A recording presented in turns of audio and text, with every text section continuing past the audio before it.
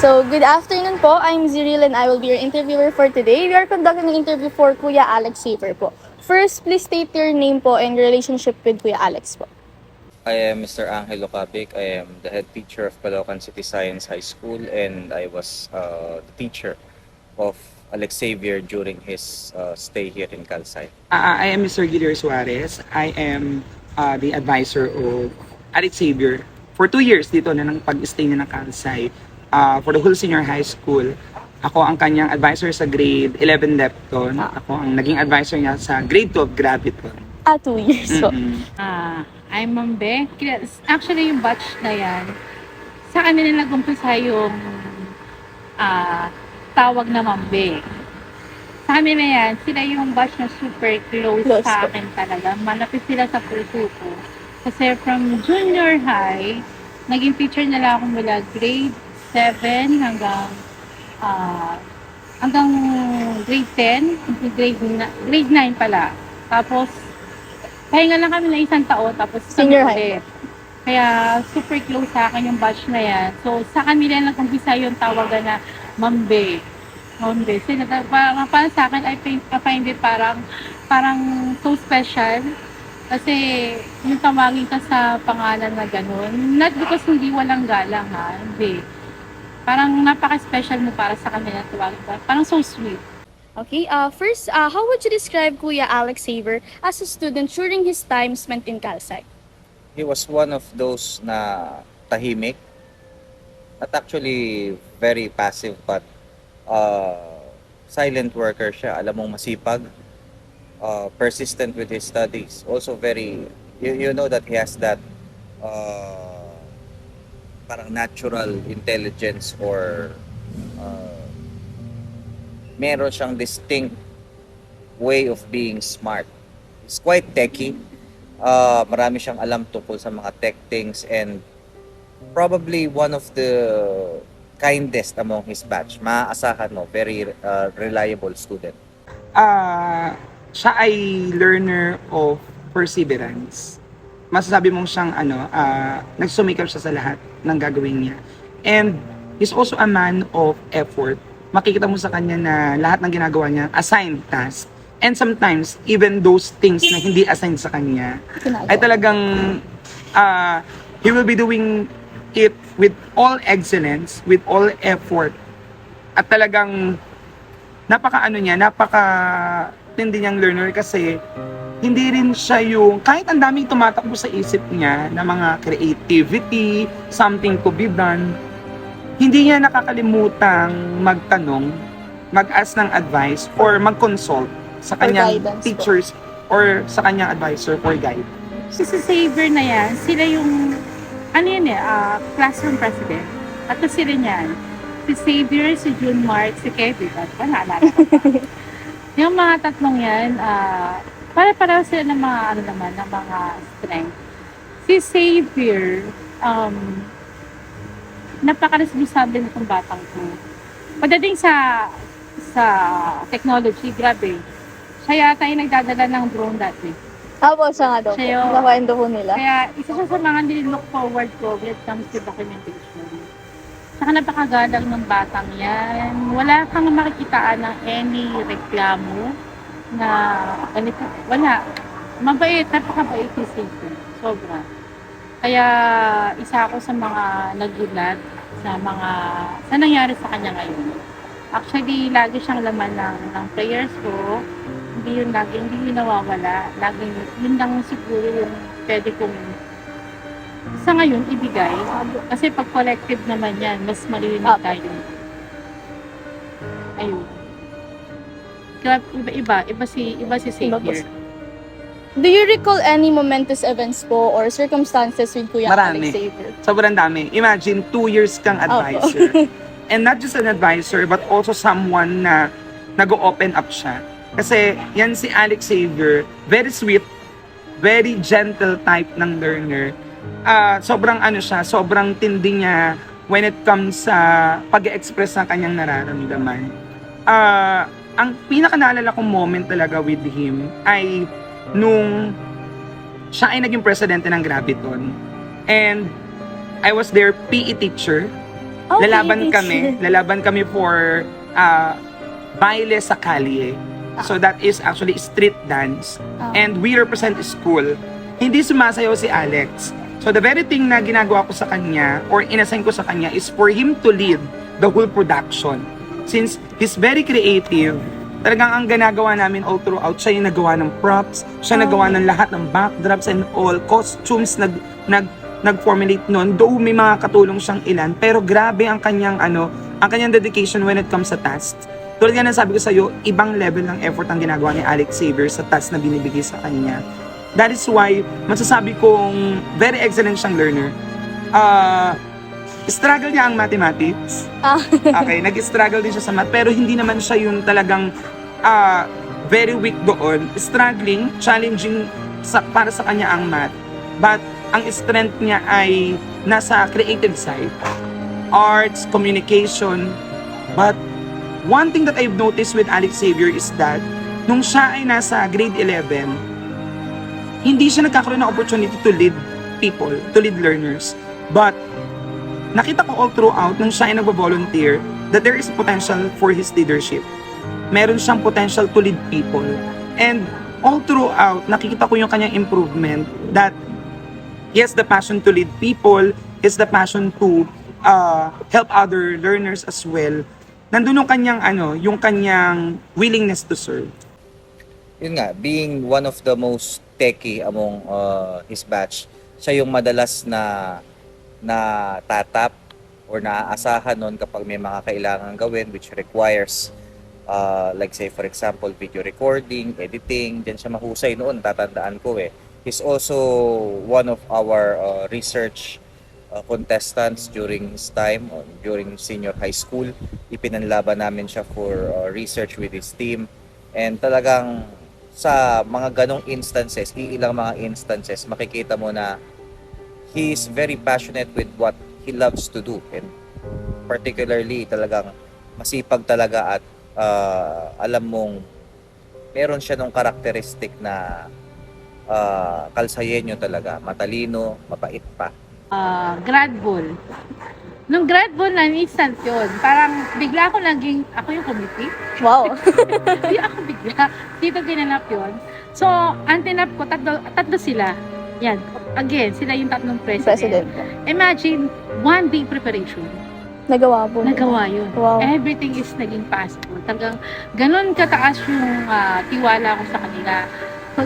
Kumbaga parang pinagsama-sama yung magaling sa technology, magaling sa organisasyon, lahat, sila, full package sila. So, hindi parang pagdating talaga sa documentation or anything na regarding about sa editing, video editing, especially Xavier magaling yan. Techie po talaga si Kuya. Xavier talaga ang una kong Xavier, pakikuha! Kasama lagi yan. Hindi pwedeng mawawala siya sa akin. It's just nililook forward ko talaga when it comes with video editing. What I'm concluding with what you're sharing po is that Kuya Alex Xavier really does live up to the mantra of Kalsayenos, Yes, Dangal at totoo. Talino. Oo naman. Definitely, he is quite intelligent, very intelligent actually.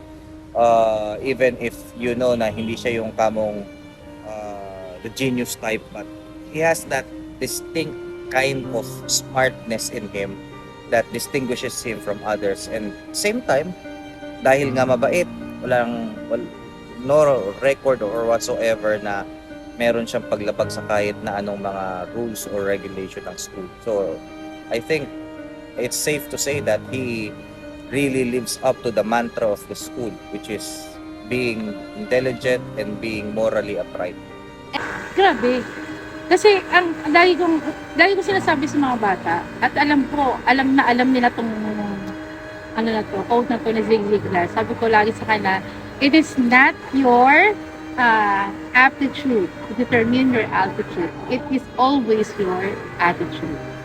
Sinabi ko alam nila yan, kahit sino sinabi ko yan from the very beginning, yan yung una ko sinasabi. Hindi ko lang alam kung nasabi ko sa inyo. Nasabi niyo po. Kasi gusto kong lagi nilang isipin na hindi porket matalino ka, Apo. parang entitled ka na sa lahat. Hindi ganun. Dapat sasamahan mo lagi siya ng character. Kasi yung character na yun, for life yun. Diba? Pag isa kang tao na mabuting tao, maraming magmamahal sa iyo. Hindi ka nila makakalimutan. Unlike yung matalino ka, pero ano ka naman, Opo. madamot ka naman, yung gali mo. Hindi yun, hindi maganda yun. So, I really admire Xavier. Talagang, ano siya, certified kasi.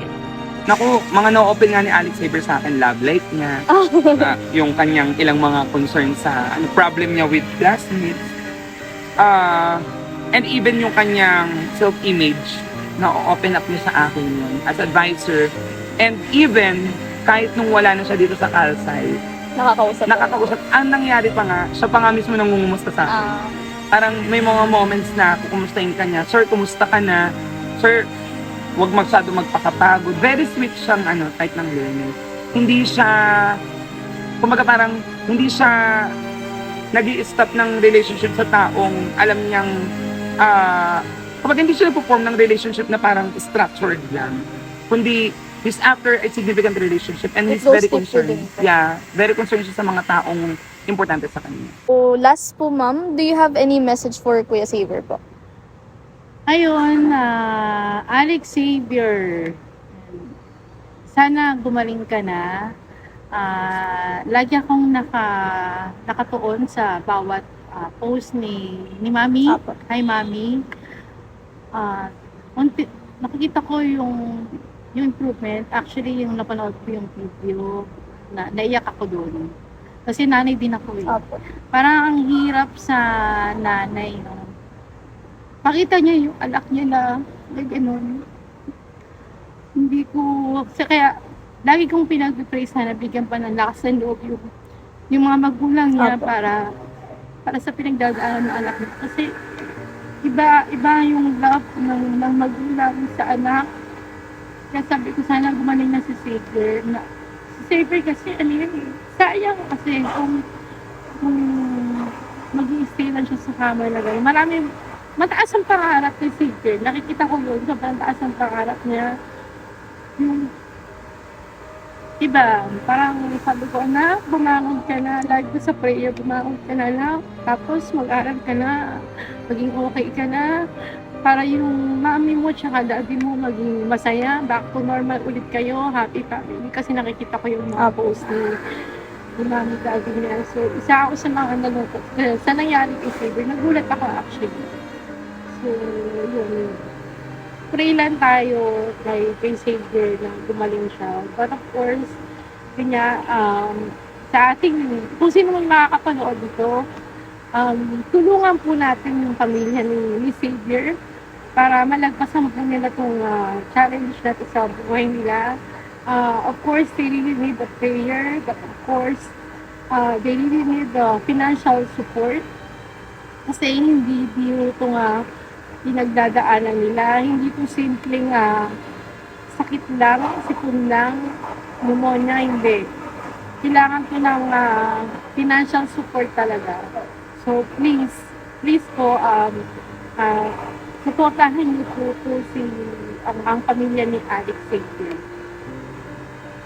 In time po, pag gumawa naman po tayo ng mabuti sa kapwa, lahat naman yan, what do you call this,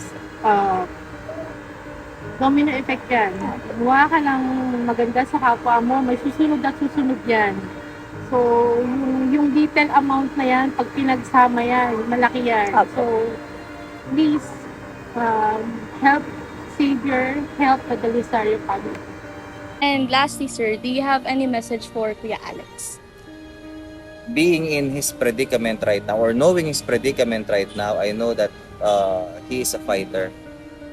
Ang message ko sa kanya, if ever na mapapakinggan niya ito, is just be strong.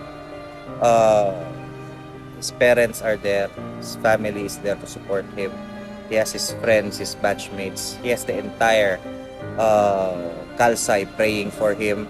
And we are constantly praying and hoping that he will pull through na makakaligtas siya at gagaling at babalik uli sa dating siya. And that's what we're been fervently praying for the last few months na meron siyang medyo mahirap at malubhang pinagdaraanan. For last segment po, do you have any messages for Kuya Alex po?